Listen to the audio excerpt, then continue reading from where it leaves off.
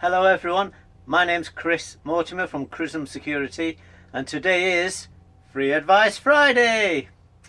Now when we filmed this we were camping in a campsite in North Wales.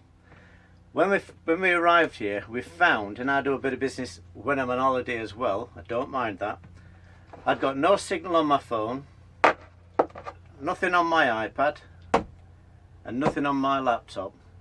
My phone is a 3G though, must say that. So what's the answer to that? How can we manage to film this and get internet on all our devices?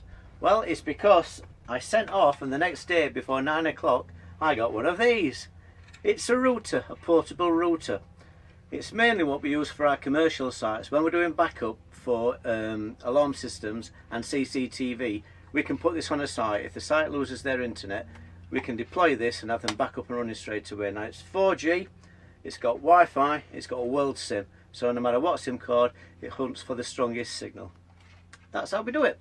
So now we've got Wi-Fi on the phone, the iPad, the laptop, Zena's phone and any other phone on this Wi-Fi network. So if you're interested, give me a call. Thank you for your posts and comments last week and we'll see you next week.